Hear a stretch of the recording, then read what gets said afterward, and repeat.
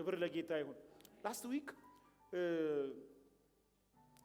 ዳኛው ተቀመጠ፣ ተከሳሾች መጡ በሚል ሐሳብ አሳይቻችሁ ነበር። እንግዲህ በዘፍጥረት እግዚአብሔር አትብሉ ያላቸውን በበሉ ጊዜ ዳኛ መጣ። እግዚአብሔር ችሎት ላይ ተቀመጠ። ተከሳሽ አዳም መጣ፣ ማስተባበያ ሰጠ። ለዚህ ለመድረሱ ምክንያት ተጠያቂ እኔ ሳልሆን አንተ የሰጠኸኝ ሔዋን ናት አለ። ሔዋን ክስ ወንበር ላይ ገባች። ክሱ ሲመሰረትባት እኔም ልክ እንደ አንተ ጋር እንደሰጠኸኝ እንደ አዳም ለዚህ ነገር መብላት ተጠያቂ እኔም ሆነ አይገባኝም፣ ያታለለኝ እባቡ ነው አለች። እባቡም ተከሰሰ።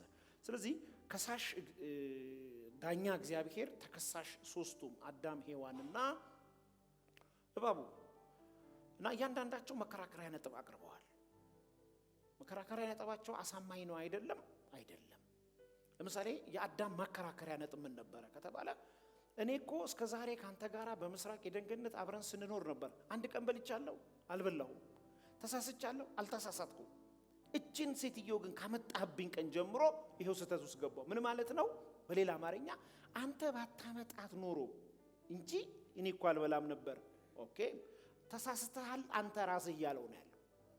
እግዚአብሔር ደግሞ ዘላለማዊ ነው፣ አይሳሳትም። እና ይሄ መከራከሪያ ነጥብ ውሃም ያነሳ ስላልነበረ ጌታ ቁጭ አደረገውና ቀጥሎ ወደ ሔዋን የመጣው አትብሉ ብዬ ከነገርኳችሁ ክፉና መልካሙን ከሚለየው ዛፍ ስለምን በላሽ? ባልሽንስ አበላሽ ሲላት እኔ አይደለሁም አለች። እና ማለት እባቡ ነው አለች። እባቡ ነው ያበላኝ። እባብ በተንኮሉ ሔዋንን እንዳሳታት ተብሎ አዲስ ኪዳን ጸሐፊ ጽፏል። ቀጥታ እባብ ተጠራ። መከራከሪያ ነጥቡ እሱ ተቀባይነት ስላላገኘ ሶስቱንም ሁለት ነገር በህይወታቸው ደረሰባቸው። የመጀመሪያው በሰው ልጅ ላይ ከደረሰው ሁለት መሰረታዊ ነገሮች አሉ። የመጀመሪያው ላስት ዊክ እንዳነሳውላችሁ በኃጢአት ምክንያት የመጣው ደሞዝ ሞት ነው። ሞት በሶስት ይከፈላል።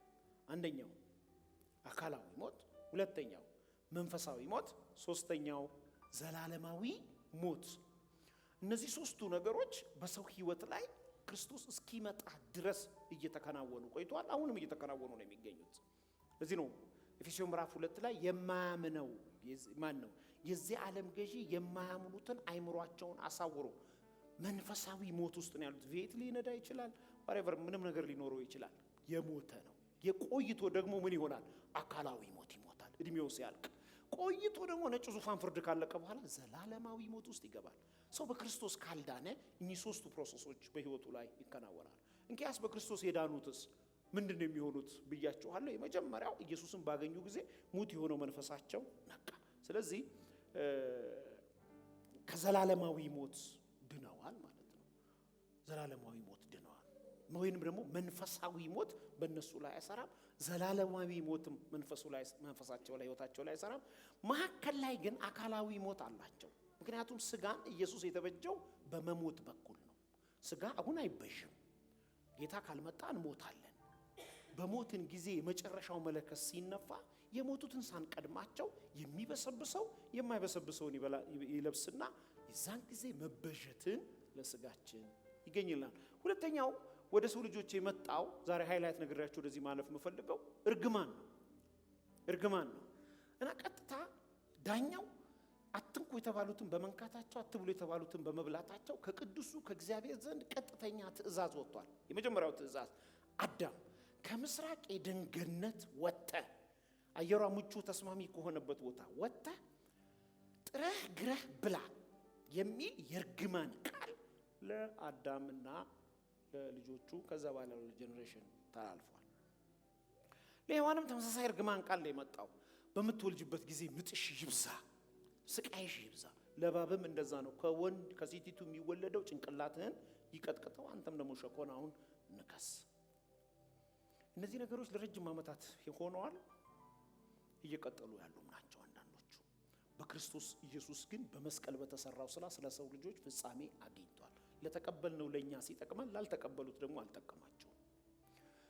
ግን አንድ ነጥብ አሳያችሁ። ሰው ሊያውቀው የሚገባ አንድ ነገር አለ። አንደኛው እርግማን ነው፣ ሁለተኛው መርገም ነው። እርግማንና መርገምን ለይታችሁ ማወቅ መቻል አለባችሁ። እርግማን ኢሚዲየትሊ ሰዎች ኃጢአት ሲሰሩ ልክ እግዚአብሔር ለሰው ልጆች እንደተናገረው እንደተረገሙ የሚረገም ሲሆን አዳም ጋር የነበረው እርግማን በቆይታ አሁን ላይ ሲሆን ምን ይሆናል? መርገም ይሆናል። ወፍሮ አድጎ ተልቆ ያው ቃል በዘር ውስጥ ይመጣል። ዛሬም ይሄው ነው። ሰዎች በክርስቶስ ኢየሱስ ያላመኑ ሰዎች ዛሬ በክፋት በአመጽ በኃጢአቱ ሲሆኑ ለነሱ ጊዜ እርግማን ለልጆቻቸው ጊዜ መርገም ይሆናል። ለዚህ ነው የዘር መርገም፣ በዘር ላይ ያለ መርገም። አንተ ማታውቀው አንተ ያልሰራኸው አባትሽ የሰራው አያትህ የሰራው ልክ እንደ ሰው ተከትሎ ይመጣል። አያትህ ሰው አጥፍቶ ከሆነ እዚህ መጽሐፍ ቅዱስ አንተን ምሬሃለሁ አሉ ሕዝቅያስን አይደለ? በልጆች ላይ ግን የሰራኸው እርግማን መርገም አድርጌ ያመጣዋለሁ አሉ። ስለዚህ አንዳንድ ዘሮችን የማንዘራባቸው ምክንያት ለኛ ጋር ላይ ደርሱ ይችላሉ። እኔ በህይወቴ አንዳንድ ያጨድኳቸው ነገሮች እኔ ማላቃቸው ናቸው። ዞር ብዬ ግን ሳስብ ሲዱ ፋሚሊ ውስጥ እንደነበረ ተስፋ አደርጋለሁ። እዛ ጋር የተሰራ ስህተት እኔ ምንም ሳላቅ መከራ በልቻለሁ። እንደዚህ አንድ ቀን ጌታ እንደዚህ መጣ። ልክ በጌታ ሆኜ ብዙ አልቆየሁኝም። ዘራችሁ ውስጥ የነበረ ነግሬሻለሁ አይደል? ዘራችሁ ውስጥ የነበረ ያለ ዕድሜ የሚገድል ዘንዶ አለ አንተ ላይ አቁሜዋለሁ አለ። ከዛ ስል አሳልፌ እሰጥሃለሁ ትገለዋለህ አለ። የሚገርማችሁ እናቴ እኔን ዕድሜ አልኖረችም። ብዙዎቹ ያለ ዕድሜ ነው የሚገላቸው ወላጅ እናቴ ማለት ነው። ብዙዎቹ ስፒሪት ነው ማለት ነው። እዛ ሲገበር የነበረ ነው ማለት ነው። በዘር ውስጥ ሾልኮ የሚመጣ አንተ ማታቀው እዛ ጋር ተሰርቶ እርግማን ሆኖ አንተ ጋር መርገም የሚሆን ማለት ነው። እንዲህ አይነት ቦንዴጅ በክርስቶስ ኢየሱስ ስም ተቆርጧል። አሜን። አይሰለጥንብኝ የሚል ጮኸ አሜን። ያ ስፒሪት ልትይዘው አትችልም። መንፈስ ነው። ስለዚህ ማምለጥ የምትችለው ስፒሪት ዓለም ውስጥ በመግባት ነው።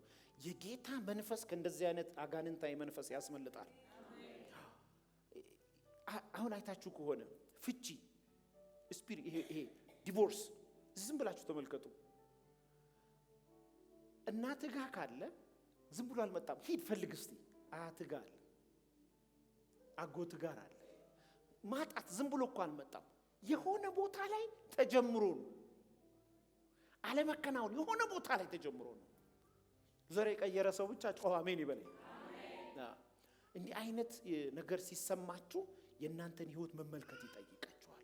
በፍጥነት ዞር ብላችሁ የእግዚአብሔርን የኢየሱስ ክርስቶስን ደም አላያችሁ ላይ መጥራት፣ መንፈሳችሁን ከመንፈሱ ጋር ማገናኘት፣ ህይወታችሁን ማስተካከል፣ ከኃጢአት የጸዳ ህይወት መኖር፣ ኢየሱስን መምሰል፣ እዛ ውስጥ ወድቆ መነሳት፣ በውድቀት ውስጥ አለመኖር፣ እግዚአብሔርን ለማክበር የሚደረግ ትግል ውስጥ መግባት፣ በትናንትና አለመያዝ፣ የኋላን እየረሱ የፊትን ለመያዝ መዘርጋት፣ የጌታን ፊት መፈለግ። እነዚህ ነገሮች ከመርገም ሲስተም ያድናሉ።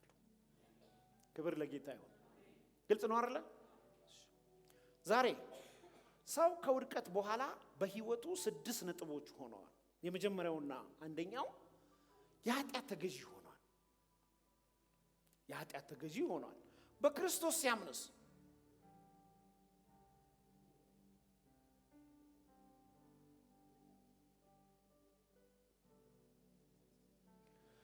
በክርስቶስ ሲያምን የእግዚአብሔር ተገዢ ነው የሚሆነው። ለእግዚአብሔር ቃል ተገዢ ይሆናል። ለመንፈስ ቅዱስ ተገዢ ይሆናል። ይላችሁ ሰው ለኃጢአት ከተገዛ ለእግዚአብሔር መገዛት አይችልም። ለእግዚአብሔር ለመገዛት ካስፈለገ ለኃጢአት አለመገዛት ይቀድማል። እዚህ መጽሐፍ ቅዱስ ሲናገር አለመታዘዝን በምን እንበቀለዋለን? በመታዘዝ። አለመገዛትን በመገዛት ለእግዚአብሔር። እዚህ ነው መጽሐፍ ቅዱስ ለእግዚአብሔር እንግዲህ ተገዙ ይላል። እግዚአብሔር ቤተሰቦች የተወለደ ልጅ በመስቀል የተወለደ ልጅ በኃጢአት ሊያልፍ ይችላል እንጂ የኃጢአት ተገዢ ሊሆን አይችልም። ልጆች ሆይ ኃጢአትን አትስሩ። ኃጢአትን ብትሰሩ ከአብ ዘንድ ጠበቃላችሁ። ምን ማለት ነው? ተገዢ አትሆንም። ለምሳሌ በእሳት ውስጥ ባለፍክ ጊዜ አይደል የሚለው? በእሳት ውስጥ በኖርክ ጊዜ ይላል። አይገርም? ለቅዱሳን የኃጢአት መኖሪያ የለው ማለፊያ ነው። የአምና ህይወታችሁ ዛሬ ለምሳሌ የለም። በአምናው አትያዛችሁም። ለምን አለፋችሁ? የሚያሳልፍ ጌታ ከኛ ጋር አለ። ስለዚህ የኃጢአት ተገዢ ሰዎች የእግዚአብሔር ተገዢ መሆን አይችሉም። ከዚህ ስጋ ማን ሊለየኝ ይችላል? የምፈልገውን ሳይሆን የማልፈልገውን እያደረግኩ እዳክራለሁ። ኃይሌ በድካሜ ይገለጣል። አትፈልገውም። አለመፈለግ አለመገዛት እንደማለት ይቆጠራል። ሰዎች በተለያየ ጫና በተለያየ ህይወት ውስጥ ሊያልፉ ይችላሉ። ከኖርክ ግን ባሪያ ነህ። የኃጢአት ደሞዙ ደግሞ ሞት ነው። ስለዚህ በህይወት ላይ ኦልሬዲ አንተ በመስቀል ዋጋ ተገዝተሃል። ምን ማለት ነው? የራስህ አይደለም። ባንተ ክርስቶስ ነው የሚኖረው። ባንተ የእግዚአብሔር ቃል ነው የሚኖረው። ባንተ የእግዚአብሔር ሐሳብ ነው የሚኖረው። ሰው ለሁለት ጌቶች ሊገዛ ይችላል? አይችልም። አንዱን መምረጥ ይጠበቅበታል። ለጌታ እገዛለሁ ካል ርፊዞ ወደ ኋላ የሚመለስ የለም። ስለዚህ የጌታ መንፈስ በመስቀል ላይ የተንጠለጠለውን የናዝሬቱን ኢየሱስን የህይወታችን አዳኝና ገዢ አድርገን በተቀበልንበት በዛች ቅስፈት የመንፈስ ቅዱስ ኃይል በውስጣችን ስለሚመጣ ከህግ ባርነት ከኃጢአት ገዢነት አላቆ የመጀመሪያ የሚሰራው የእግዚአብሔር ተገዢ እንድንሆን የሚያደርገን። ማንገዛ ሰዎች ለሌላ እየተገዛ እንደሆነ ማሳያ ምልክቱ ነው። ለእግዚአብሔር የሚገዛ በህይወቱ ለሌላ መገዛት የማይችል ሰው ማለት ነው። ለእግዚአብሔር እንዳትገዙ ሰይጣን አቅሙን ሁሉ ኃይሉን ሁሉ ተጠቅሞ ቤተክርስቲያን አታክ ያደርጋታል። ለምን መሰላችሁ? ሰይጣን በእናንተ ላይ ስልጣን ስለሌለው ፕሮቴክሽን ማስነሳት ይፈልጋል። ለምን? አቅርቦት ያቀርብና ያንን አቅርቦት አላልፍ ብለህ ስታደርግ የእግዚአብሔር ፕሮቴክሽን ሲነሳ ከለላው ሲነሳ ያን ጊዜ ራሱ ያ ከለላ ባለመኖሩ ምክንያት ለተለያየ ጉዳይ ትሰጣለህ። ቀጥታ መጥቶ መምታት አንቺን አይችልም። መስቀል ባንቺ ላይ አለ። አቅርቦት ያቀርብና ለዛ አቅርቦት እጅን ዘረጋና የማይነካ ስትነካ የማይወሰድ ስትወስድ የእግዚአብሔር ፕሬዘንስ የእግዚአብሔር ጥላ መጎናጸፊያ ካንተ ላይ ሲነሳ ያኔ የለማ መብቱ ነው። እሺ በአማርኛ ንገራችሁ።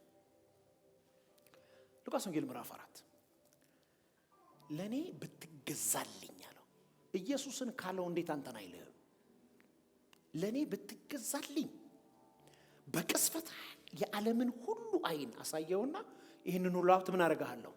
ሰጥሃለሁ። ግን መጀመሪያ ምን በል ለኔ ምን እንደመለሰለት ለአምላክ ለእግዚአብሔር ብቻ ተገዛ ተብሎ ስገድ ተብሎ ተጽፏል። ኦሬዲ እኔ ተንበርክክ ያለው አለ። ስለዚህ ጌታ ኢየሱስ ክርስቶስ ለሁላችን ጸልዮልናል። ከዚህ በኋላም ለሚድኑት ለሚወለዱት ሁሉ ጌታ ሆይ እኔ ካንተ ጋር እንደመጣው የሰጠኝን ጠብቂያቸዋለሁ። በዓለም ነው ያሉት። በዓለም ሳይወጡ ግን ጠብቃቸው፣ ፕሮቴክት አድርጋቸው፣ የማንም አይሆኑ። ተጸልዮልኛል የሚል ሰው አንድ ሰው አሜን ይበለኝ። ሌላ ነብይ አትጠብቅ። እግዚአብሔር በክርስቶስ ኢየሱስ ስላንተ ጸልዮልሃል።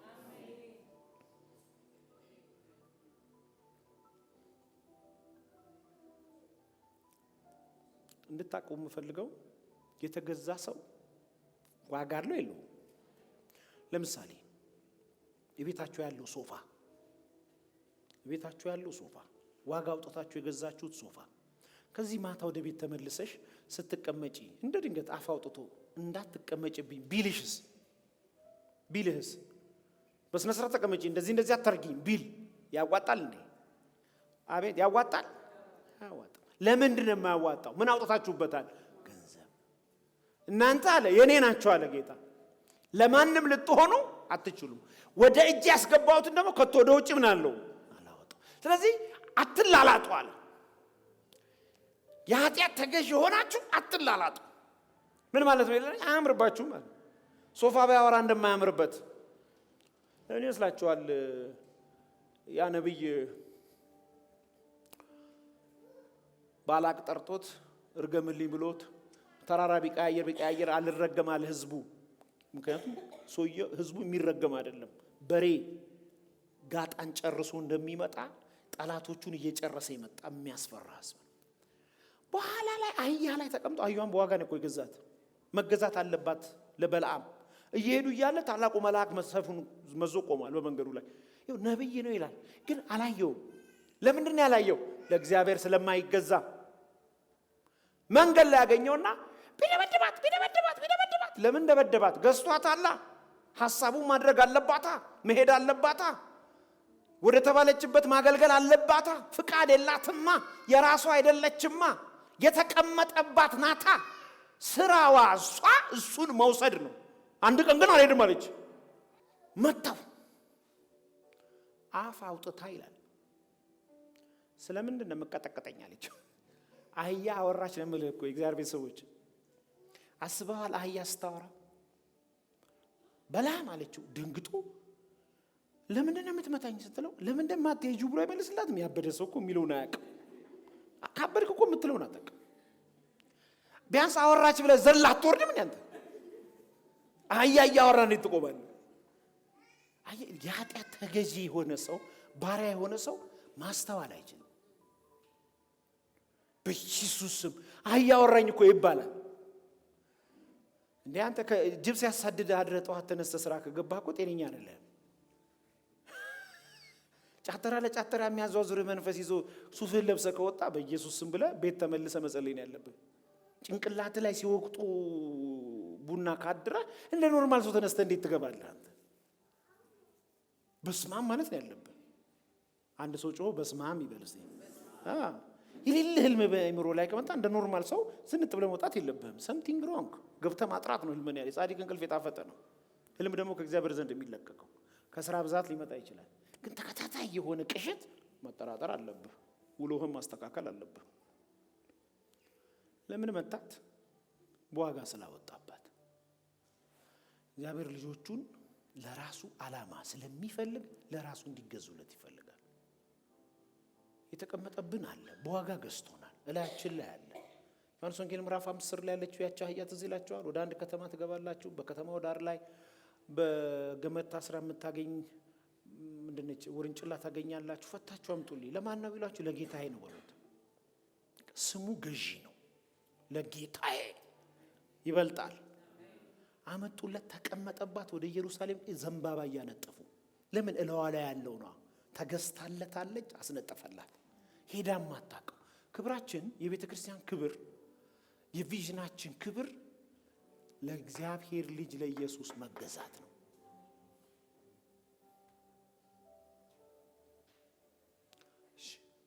እግረ መንገዴን እንድትገዙ የምትፈልጉ ሰዎች ለመግዛት ይቀድማል መገዛት። ለእግዚአብሔር የተገዛ ሁሉን ይገዛል፣ የሚያስፈልገውንም ይገዛል። ስለዚህ በህይወታችን ላይ ያልተገዛንባቸው ፓርቶች ካሉ፣ ለምሳሌ እኔ የምሰራበት ተቋም የነበረው ማዕረግ ድልድል አለው። ማዕረግ ድልድል ውስጥ አንዱ ነጥብ ለህገ መንግስቱ ተገዢ ነው ወይ ነው። ህገ መንግስቱን ያከብራል ወይ? ለህገ መንግስቱ ተገዢ ነው ወይ? የሚገርማችሁ እኩል ቅጥሮች እያለን ሌሎቻችን በማዕረግ እናድጋለን። እኩል። ለምንድን ነው ይሄኛው ያላደገው ካልከኝ፣ ይፎርፋል፣ ህገ መንግስቱን አያከብርም፣ አመራር አያከብርም። ለመግባት ለመውጣት አንዳንዴ ራሱን ይጠቀማል። ከማዕረግ ያንሳል፣ ከፖዚሽን ያንሳል። ያ ደግሞ የሚያመጣበት ባህሪ አለ። በህይወት ዘመናችሁ ሚስ ማድረግ የሌለባችሁ ጉዳይ ለእግዚአብሔር መገዛትን ብቻ ቼክ አድርጉ። ጠላት አቅም ያገኘው ጉልበት ያገኘው ባልተገዛንባቸው ፓርቶች ላይ ነው። ጌታ ደግሞ አቅም የሚሰጠን በምንገዛባቸው ፓርቶች ላይ ነው። ይህን ለማድረግ ጥረት አይጠበቅብህም። መንፈስ ቅዱስ የሚባል መንፈስ፣ የእግዚአብሔር መንፈስ አለ፣ የእግዚአብሔር ጸጋ አለ። አሜን ነው ወይ? ሰው በኃይሉ አይበረታም። የእግዚአብሔር ጸጋ ግን ለእግዚአብሔር እንድንገዛ ያደርገናል። ክብር ለኢየሱስ ይሁን። እነዚህ ጥቅሶች ናቸው፣ እናንተ ማንበብ ትችላላችሁ። ሁለተኛ፣ ሰው ከውድቀት በኋላ የእግዚአብሔር ጠላት ሆኗል። በክርስቶስ ኢየሱስ የእግዚአብሔር ወዳጅ ሆኗል።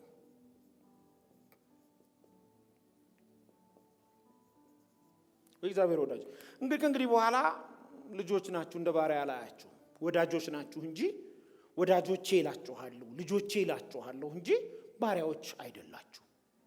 ለምን? አትብላ የተባለውን በመብላት የእግዚአብሔር ጠላት ሲሆን፣ በክርስቶስ ኢየሱስ በማመን ደግሞ የእግዚአብሔር ወዳጆች ሆነናል። የእግዚአብሔር ወዳጆች ሆነናል። አብ እንዲህ አይነቱን ፍቅር አፈሰሰ። ልጅን እስከ መስጠት ድረስ የሚበልጥ ሌላ ስጦታ የለም። እኔ ደግሞ መጣው ስለናንተ ዋጋ ከፈልኩ። አሁን ብሄድ ይሻላችኋል። እኔ በሄድኩ ጊዜ ከኔ በኋላ የሚመጣው እሱ ያለው እግዚአብሔር መንፈስ ቅዱስ የሆነው በመካከላችሁ ሳይሆን በውስጣችሁ ያድራል። ለምን? ቤተ መቅደስ አረጋችኋለሁ። እንግዲህ እናንተ አሁን ምንድናችሁ? የእግዚአብሔር ማደሪያ ናችሁ። አሁን እግዚአብሔር ቤት እጅ በተሰራለት ቤት ውስጥ አያድርም። በተራራ ላይም አይኖርም። የት ነው የሚኖረው? በቤተ መቅደሱ። ለምን? ወዳጅ ስለሆንን። እግዚአብሔር በልጁ በክርስቶስ ኢየሱስ ወዳጅ አድርጓቸዋል። አሜን ነው ወይ? ወዳጅ ደግሞ ሁሉን ይሰማል አይሰማም? ይሰማል። ለወዳጅ የሚደበቅ ነገር አለ? ወዳጃችሁን ይታዘበኛል አትሉትም? ወዳጅ ስታገኙ ወዳጃችሁን ይታዘበኛል አትሉትም? አውልቃችሁ ትሰጡታላችሁ። ለወዳጃችሁ ሁሉን ነገር ታሳዩታላችሁ። የእናንተን ውድቀት አይፈልግም። የእናንተን ሽንፈት አይፈልግም። በስተታችሁ አይፈርድባችሁም እስከ መጨረሻው። ሰው ግስ አለው ሊመጥድ ሰዎች ነን። መንፈስ ቅዱስ ወዳጃችን ነው። በዘመናት መካከል ከሰው ልትለዩ ትችላላችሁ። ሰዎች አላቸው የተቀመጠላቸው መጨረሻ አለ። መንፈስ ቅዱስ ግን እስከ መጨረሻው ከእናንተ ጋር ነው። በምንም ሁኔታ ውስጥ ሁኑ፣ በምንም መንገድ ውስጥ ለፉ፣ ከወዳጃችሁ ጋር ሁኑ። ከወዳጃችሁ ጋር ሁኑ። ወዳጃችሁን ኢግኖር አታርጉት። መንፈስ ቅዱስን ማውራት አታቁሙ። በሚመችም በማይመችም ጊዜ ወዳጅ ይሻላል። አንድ ሰው አለ፣ በጣም ደስ የሚል ይጥቅሳል፣ ልንገራችሁ ይችላል። አንድ ሰው ከመሸ በኋላ ወደ ወዳጁ ሄደ። በደጅም ሆኖ በሩን ቆረቆረ። ምንድነው አለው?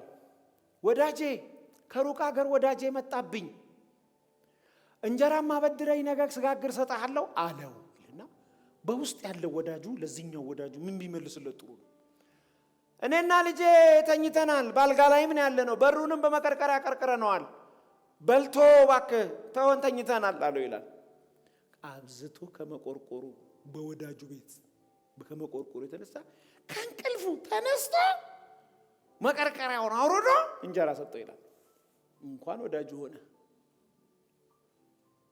እናንተ ክፉዎች ሆናችሁ ለልጆቻችሁ ለጓደኞቻችሁ መልካም ማድረግ ከቻላችሁ የሰማይ አባት መንፈስ ቅዱስን ወዳጅ አድርጎ ሰጥቷቸዋል። ብዙ ሰው ከሰው ጋር የማውራት እድል ጊዜ ሰዓት አለው። ከመንፈስ ቅዱስ ጋር ግን ማውራት አይችልም። እዚህ እኮ ልብና ኩላሊትን ይመረምራል። አውሩት። አቅቶኛል በሉት፣ ችያለሁ በሉት፣ አበርትተኛል በሉት፣ ተሳስቻለሁ በሉት። እልህኛ አትሁኑ። እኛ በክርስቶስ ኢየሱስ የእግዚአብሔር ወዳጅ ሆነናል። አሜን ነው። ሰው ሁሉ ተወኝ አለ ጳውሎስ። ሰው ሁሉ ተወኛል። ሰው ምን ይላል?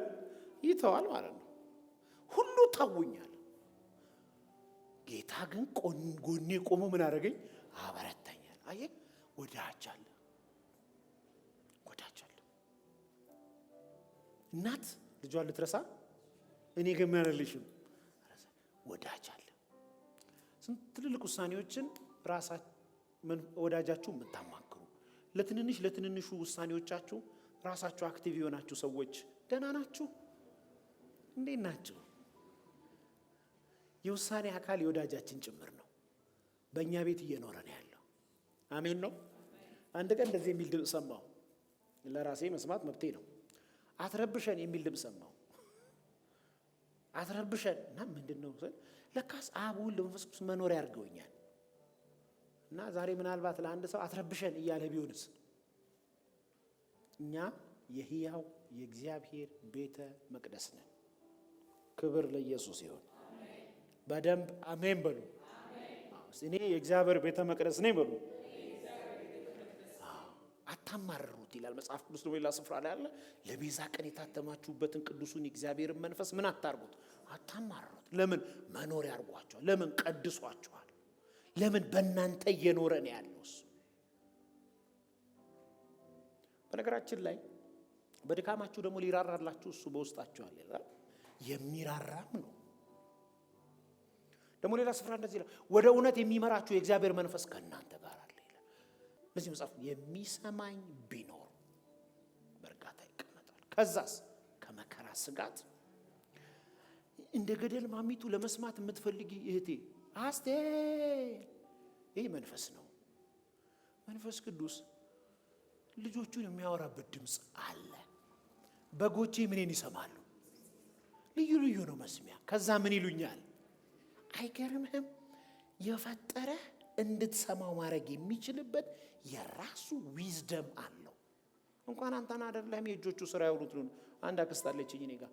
አትሄጂም እንደ ዛሬ ቅፍፍ አለኝ ካለች መኪና አደጋ አለ ማለት ነው። አይ ቅፍፍ ብሎ አስቀራታል በጌታ ስላልሆነች። ላንተስ አደጋ አለ ዞር በል ሊልህ ይችላል። እልህኛ አትሁኑ። ለእግዚአብሔር ተገዙ። መንፈስ ቅዱስ ማደሪያችሁን ወዳጃችሁ ስለሆነ ስሙት። እግዚአብሔርን መስማት ከህይወት ይበልጣል። ከህይወት ይበልጣል። የሰሙት ከብረዋል። የሰሙት ትልቅ ሰው ሆነዋል። የሰሙት እሱን አሳይተዋል። የሰሙት ሰዎች የማይደረስ ቦታ ደርሰው ቀና ብለን አይተናቸው እንዴት ደረሱ ሲባል ሰምቼው ይሏቸዋል። ማን እንደዚህ ቦታ ደረሰው? ዘመዱን ኖ ዘመድ የለው ነው ቋቋዋለሁ። ትምህርቱ አረ ትምህርቱም ዝም ብሎ ነው እንደኔ እንኳን አልተማረም። እና ምን ነው? ሰምቶ መስማት። ወዳጅ ይሰማል፣ ልጅ ይሰማል። ሶስተኛ ከእግዚአብሔር ጋር የነበረው ቤተሰባዊ ህብረት ተቋርጧል።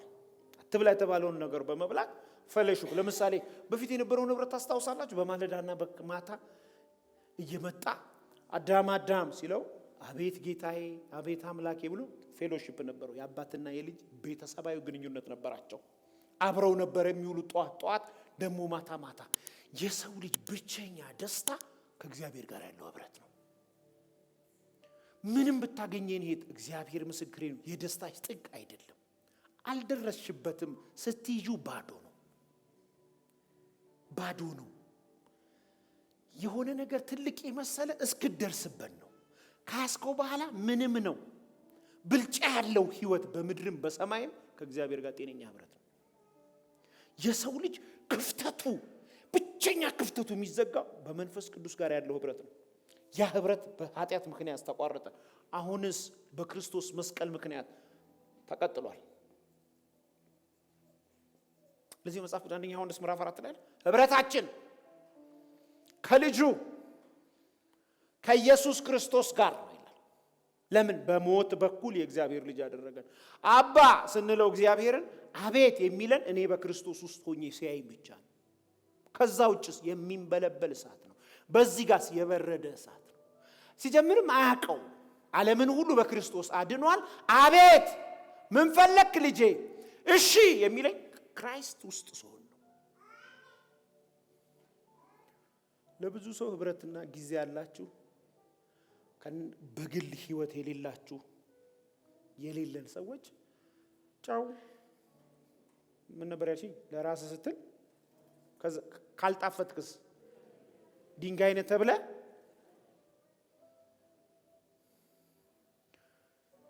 ፌሎሺፕ የእድገት የበረከት የከፍታ መሰረት ነው። ሰዎች እኔ እንዲያውም በደረስኩበት አገልግሎት ዘመን ሰዎች ብዙ ነገር የሚቀልባቸው ህብረት ሲቀልባቸው፣ የህብረት ቫልዩ ያጡ ሰዎች በህይወታቸው ምንም ከማድረግ ወደ ኋላ አይሉ። ግደል ካልከው ሊገል ይችላል። ስረቅ ካልከው ሊሰርቅ ይችላል። ምንም ነገር አለ። ከኔ ጋር ጤነኛ ህብረት ሲኖር ነው ወደ ላይ የሚኖር። ህብረታችሁ እንዲህ ብቻ የሆነ ሰዎች በጌታ ሰላም እንዲማርጉት። እንዲህ ጤነኛ ህብረት አለኝ የሚል እንዲህ ግን የሌለው ወንድሜ ደህና ነህ? የማታየውን እግዚአብሔር ወዳለው አመልካለሁ የምትል የምታየውን ሰው የምትጠላ የሚል ቃል አንብባችኋል? ህብረታችን እንዲህ ብቻ አይደለም፣ እንደዚህም ነው። ለዚህ ነው ቤተክርስቲያን የተመሰረተችው። ለዚህ ነው በደም የተዋጀችው። የሰዎች ህይወት የህይወት ቱንቢ የሚለካው ቸርች ውስጥ ነው። ስትነካኪ ቸርች ውስጥ ታውቃላችሁ የማይሰሩ ለረጅም ዘመን የሚሰሩ እህቶች አሉ። ጉ የሚያረጉ ወንድሞችም አሉ። በዛ ውስጥ ነው እየተሰራ አቧራ እየተራገፈልህ ትክክለኛ ህብረት መታረቀው። 12 ውስጥ እኮ ኢየሱስን የሚሸጥ በህብረት ተገኝቶ የለን? እሱን እንደዛ የሚል ካለ በዚህማ እንዴት? ግን በምንም ሁኔታ ውስጥ የአንድ በግ ጤንነት የሚለካው በበረት ውስጥ ነው። ከበረቱና ከህብረቱ የወጣች በግ ድንገት እንጂ የቀን ጉዳይ እንጂ ትበላለች። ኖርማሊ ምስክርነት እኮ መስማት እንችላለን። አንድ በግ ላይ ብዙ ጠባሳ ካየህ በረኛው ጋር ጤነኛ ህብረት የሌላት እኮ ናት። ከበረቱ የምትወጣ ናት። ለምን ይመስላችኋል? ለምን ይመስላችኋል? መዝሙር 23 ይመስለኛል ባልሳሳት። እግዚአብሔር ምኔ ነው በሉታ። እግዚአብሔር ምኔ ነው? ምን ማለት ነው? እኔ በግ ነኝ ነው።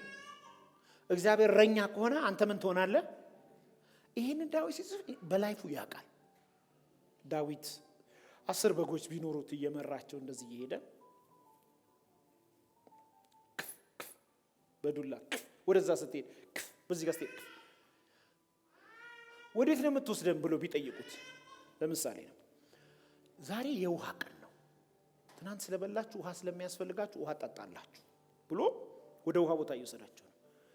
እንደ ድንገት ትንሽዬ ኩሬ አገኘ። እሱ ግን ትልቅ ወንዝ ጋር ነው የሚወስዳቸው። ደግሞ ኩሬ ተከማቸዋን የቆሸሸ ነው፣ እሱ ግን ወንዝ ነው።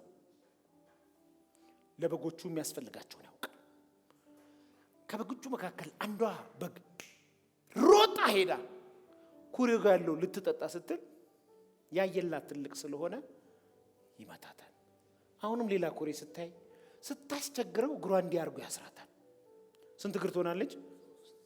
ስለዚህ ታስራ የግዷን ወደ ህብረት ምን ትላለች? አንዳንዶቻችሁ መከራ ነው ቸርች ውስጥ ያስቀመጣችሁ። ጌታ ይባረክ። በመከራ ተሰብስበን የተቀመጠን ቅዱሳን ወንድሞቼና እህቶቼ ደህና ናችሁ?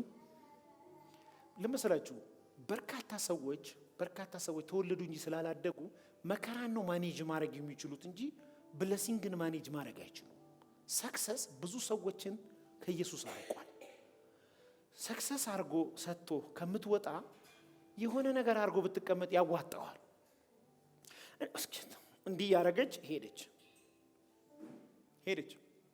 ወንዙ ጋር ስትደርስ ይፈታታል። ምን ምትል ይመስላችኋል? ያስጨነቀኝ ለመልካም ሆነልኝ፣ ጨከንክብኝ ግን ለመልካም። እግዚአብሔር ቤተሰቦች በምንም ውስጥ ለፉ፣ ከህብረት አትጉደሉ። የቅዱሳን ህብረት የእግዚአብሔር ህብረት ነው። የቅዱሳን ህብረት የሚተካ ሌላ ህብረት የለም። ስለ ኢየሱስ የሚወራበት ቦታ እግራችሁ ይፍጠን። ኢየሱስ የሚወራበት የጥበብ ቤት ነው። በዚህ መጽሐፍ ቅዱስ ምሳሌ ላይ ወደ ጥበብ ቤት ሂዱ ይላል። ጥበብ ቤት የእግዚአብሔር ቤት ነው። ከዛ ይቀዳል ህይወት። ህብረት የሌለው ሰው በቀላሉ አታክ ይደረጋል። ህብረት የሌለው ሰው በቀላሉ ዊክ ይሆናል። ህብረት የሌለው ሰው በቀላሉ የሚጀምር እንጂ የሚጨርስ አይሆንም። ለዚህ ነው በክርስቲያን ህይወት ውስጥ ሁሉ ነገር ሱቅ መጀመር፣ የሆነ ነገር መጀመር በመጀመር የተሞላ ህይወት ያለው። ለዚህ ነው ወደ መጨረስ መምጣት የምንችለው በህብረት ውስጥ ነው። እሷ ያንቺን ኑሮ ስትኖር እሷኛው ደግሞ የእሷን ኑሮ ትኖራለች። አንዱ ለአንዱ ይደጋገፋል። እስራኤላውያኖች ለምን ይመስላችኋል ትንሽ ሆኖ አስፈሪ የሆኑት? ፌሎሺፓቸው በጣም ጠንካራ ነው። ይህ ማንበብ ከፍልክ ዮሐንስ ወንጌል ምዕራፍ 7 ገብተህ የባልዳስ ቀን በስጋ የሚዛመደው የእናቱ ልጅ የሆነው ያዕቆብና ወንድሞቹ የማርያም ልጆች ወደ ኢየሱስ መጡና በግልጥ መስራት የሚፈልግ ከሆነ እና በግልጥ ስራ፣ ወንድ ከሆንክ አይነት ነገር ነው። በስውር እስከ መቼ ትሰራለህ ሲለው ለእናንተ ቀኖች ሁሉ ምቹ ነው። ያ ቀን የሚገርማችሁ 12ቱም ነገድ የሚሰበሰብበት የዳስ በዓል የሚባል ያለበት፣ አንደኛው ዳቦ፣ አንደኛው አፕል፣ አንደኛው የሆነ ነገር አምጥቶ ለመጀመሪያ ጊዜ የሚበላበት ፌሎሺፕ። ጠንካራ ህብረት ጠንካራ ክርስቲያን ይወልዳል። ጠንካራ ፌሎሺፕ የመንፈስ ቅዱስ መገኘት ይኖርበታል። ህይወታችን የሚቃኘው በዛ ውስጥ ነው። ህብረት ከሌለ የቆምክ የመሰልክ አንድ ሰው የቀን ጉዳይ ነው፣ ትወድቃለህ። ዓለማውያኖች ለምን ይመስላችኋል እድር የሚያቋቋሙት? ለምን ይመስላችኋል ጎረቤት የሚጠያየቁት?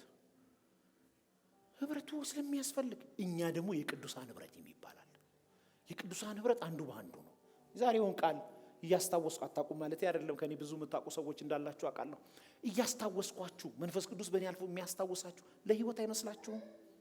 ለነገ ጥያቄ መልስ እንዲሆናችሁ አይመስላችሁም? ህይወት እንዲቃናልን አይመስላችሁም? ከኢየሱስ ጋር ያለን ህብረት ከየትኛውም ጊዜ በላይ ጠባቅ መሆን መቻል አለበት። ጠንካራ መሆን መቻል አለበት። ክብር ለኢየሱስ ይሁን።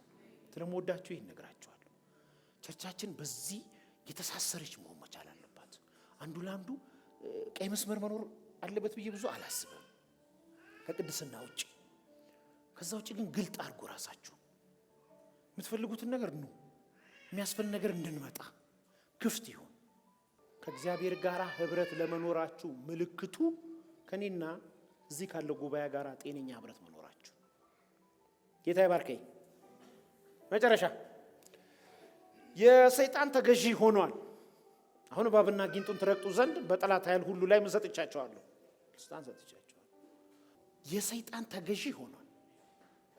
አሁን ግን ሰይጣንን እኛ እንገዛዋለን። አጋንንት እንደዚህም ክብር የለውም። አጋንንት የሚወጣው በኢየሱስ ስም ነው። በኢየሱስ ስም ነው። ሰይጣን እንደ መብረቅ ከሰማይ ሲወድቅ ታዲያ የወደቀ ነገር ላይ ብዙ አታካብዱ። የሰይጣን ተገዢ ነበር የሰው ልጅ። አሁን ደግሞ የእግዚአብሔር ተገዢ ሆኗል። ቅድም እዛ ጋር አይተነዋል።